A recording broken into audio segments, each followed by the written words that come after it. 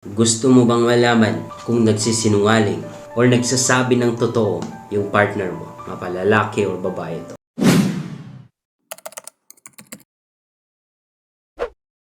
Number 1, he or she cannot tell the story twice or thrice. Hindi niya maaaring ulitin. Or kahit sabihin na natin ulitin niya, merong error, merong matwist, or merong maiiba sa story na kanyang nasabi dati. Mapapansin nyo, halata at confirm nga na nagsisinungaling yan kung paiba-iba siya ng kwento na sinasabi. Or iba-iba yung kanyang statement. Alam nyo ba, na ito yung isang basehan when it comes sa korte, yung mga alam na natin doon, nag-aaway-away doon.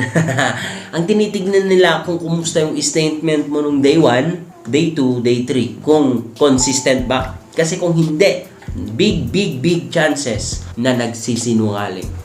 So, kung sinabi niya, nung una mong tinanong, na nanggaling lang sa barkada, nakipag-basketball, tapos maya-maya ay sabihin na nanggaling sa mga kaklase, ay abay, big question mark. You know? Ha! Or, nung una mong tinanong, sabi niya, kunti lang naman yung ininom namin, pang isang baso lang, tikim lang. Pero, nung inulit mong tinanong kinaumagahan, isang bote lang naman ng Red Horse. He is not telling you the truth. Meron pa siyang tinatago. Kung hindi consistent yung kanyang sagot or yung kanyang sinasabi na kwento. Okay? So proceed na tayo sa number 2. He is very distant and emotionally unavailable. Parang nilalayo niya palagi yung sarili niya sa'yo. Ang layo-layo ng sarili niya. Hindi siya nag-o-open sa'yo. Emotionally unavailable siya. Hindi siya nagkukwento ng mga deeper. Maybe makipagkwentuhan siya sa'yo pero ayaw niya ng deeper. Ayaw niya din ng nakaraan na pinag-uusapan. Nilalayo niya palagi yung sarili niya sa'yo. Lumalapit lang yan kapag medyo nangangati na naman or kapag kailangan niya na naman or kailangan niya ng magpakamot or kumamot. So, alam mo na dinidistansya niya yung sarili niya kung wala na siyang kailangan sa'yo, kung nakaraos na siya, kung okay na siya. Pero kung hindi siya okay, of course, nilalapit yung sarili sa'yo. And, ito nga, emotional and available siya. Ang dami niyang sikreto na tinatago. Ibig sabihin, merong mga kasinungalingan yan. Sinasabi sa'yo. Proceed na tayo sa number 3. Ito ang isa na pinakamahalaga na kailangan pagmatyagan mo, na kailangan siputan mo, sabi sa Ilocano. They don't take accountability sa lahat ng kanilang nagawa, sa lahat ng kanilang kasinungalingan, sa lahat ng kanilang nasabi, sa lahat ng kanilang mistakes or error. They don't take accountability. Kasalanan niya. Hindi ko naman sinasadya, nalasing lang ako eh. Hindi ko naman sinasadya yun eh. Nawala lang ako nagalit lang ako. Ganito. Hindi ko naman They don't take accountability. Hindi yan nag-grow, hindi yan nagiging mature kapag ganun. Ang tao na mabilis ang progreso sa buhay or mabilis ang pag-grow sa buhay, mabilis ang pagiging mature sa buhay, sila yung mga tao na alam kung paano umako ng accountability. Kung nagkaroon ng mistakes, kung nagsinungaling, aamin. Kung merong nagawa na mali, tatanggapin. Magpakumbaba. Pero kung hindi, pride pa din, siya pa ang nagagalit, she or he doesn't take any accountability. It's a big sign na sinungaling yan. Na nagsisinungaling pa yan. Na merong tinatago yan. Lagi niyong tatandaan na ang kakaibat ng sinungaling ay pride. Okay? Ayaw umako. Okay. Next, number 4. Eto pa. It's a big sign na nagsisinungaling yan kapag binabaliktad niya yung situation. Yung nahuli mo na siya na nagloloko, babaliktarin pa na ikaw yung nagloloko.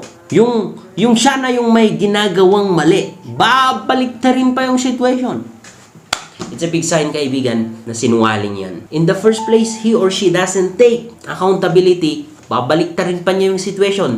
Sisisihin ka pa. Ikaw pa yung may kasalanan. Ikaw pa yung may ginawang mali. Lalong-lalo na yung tipong nahuli mo na siya na meron talagang mali na ginagawa. Babaliktarin yan. Ikaw pa yung sabihin niya na, ikaw kasi ganito eh.